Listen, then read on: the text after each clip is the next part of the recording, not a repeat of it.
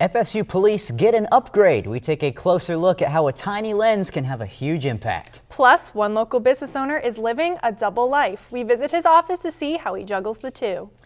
And for some, school and sports don't always have to split. Find out how FSU's bowling team is fostering great minds and fast rolls.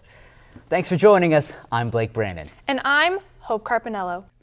Good afternoon. I'm Blake Brannon. In our headlines, authorities are still searching for the boyfriend of a South Carolina woman who went missing in August.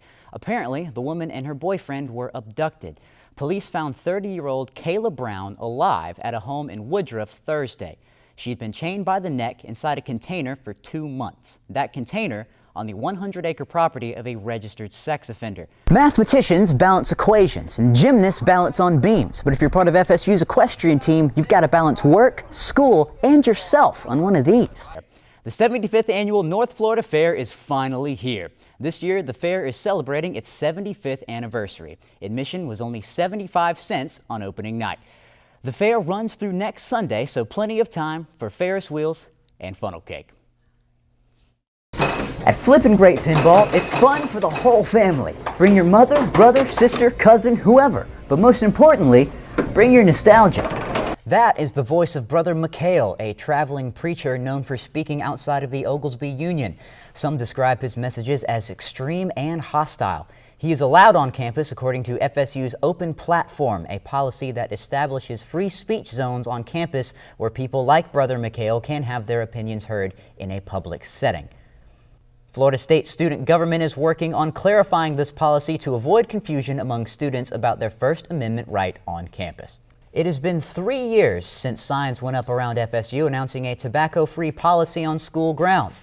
But is it working? According to Amy Magnuson, the health promotions director at FSU's Health and Wellness Center, tobacco use has decreased to 1% among students.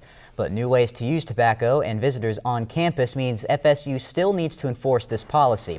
The tobacco policy bans any type of tobacco from all school grounds, including the FSU main campus, the reservation, and the Panama City campus. You know, it's amazing. We have our very own Miss Orlando in the studio with us today. We can't wait to see what she does next. Thanks, Katie. It takes more than a team to win a championship. We go behind the scenes of FSU volleyball to see who really runs the show. And they may not be on the field, but they play a big role in every game. We sit in the stands with FSU baseball's most legendary cheering squad.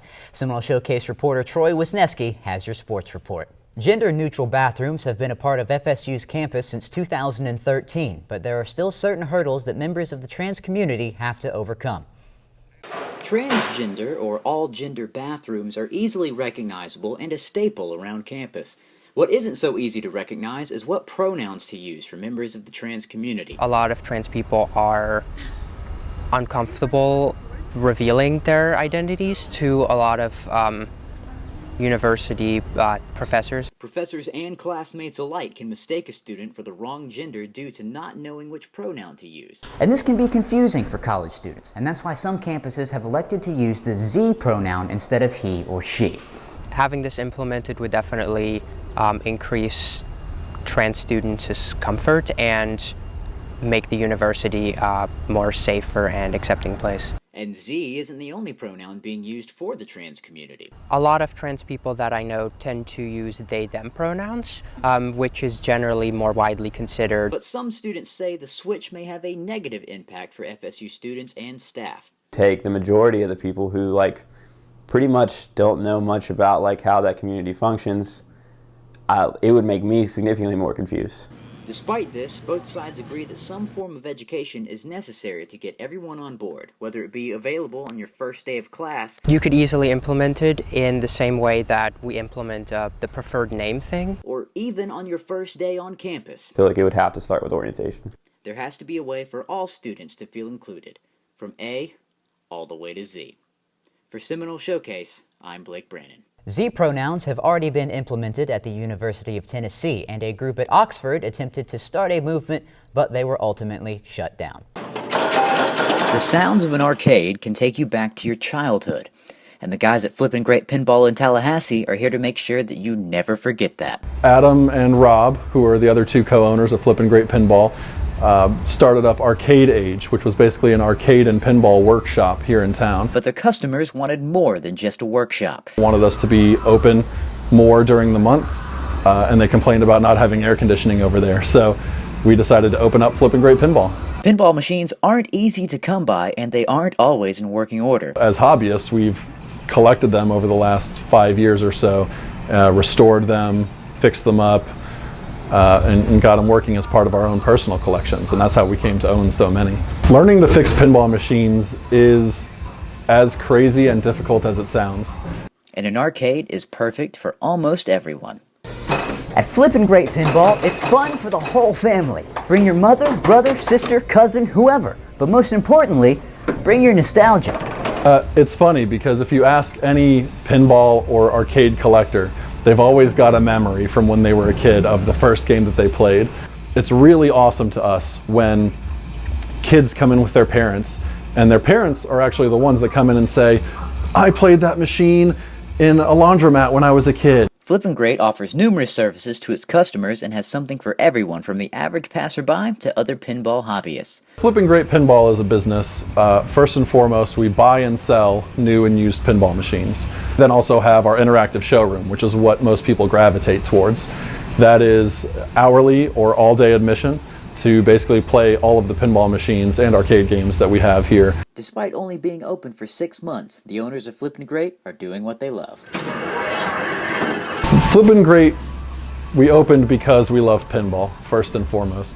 It's really cool to share our hobby with other people. And regardless of whether or not pinball is your thing, spending an hour here isn't just a good time. It's Flippin' Great. For Seminole Showcase, I'm Blake Brannon. At Little Pond Farm, you can come for the scenery or the quiet comfort of the countryside. Or you can come to practice for the Florida State Equestrian Team. Julie Weiss has ridden horses almost her whole life, starting at only 6 years old. My mom grew up riding horses, so I actually wanted to do dance when I was little and ended up hating it, so that was my next option. However, life usually seems to get in the way of doing the things we love. Well, the end of my senior year of high school, I got really busy with college applications and work, so I didn't have as much of a chance to ride. And I don't have a car up here, and so it just didn't seem plausible my freshman year. So much so that Julie almost didn't come back to the sport. Actually, right when I started college, I didn't think I would. It didn't seem like something I would be able to afford. But the key to it all is balance. Mathematicians balance equations, and gymnasts balance on beams. But if you're part of FSU's equestrian team, you've got to balance work, school, and yourself on one of these. Honestly, the only way to balance it is to prioritize. I work 20 hours a week, I take a lot of classes, and then I'm out here.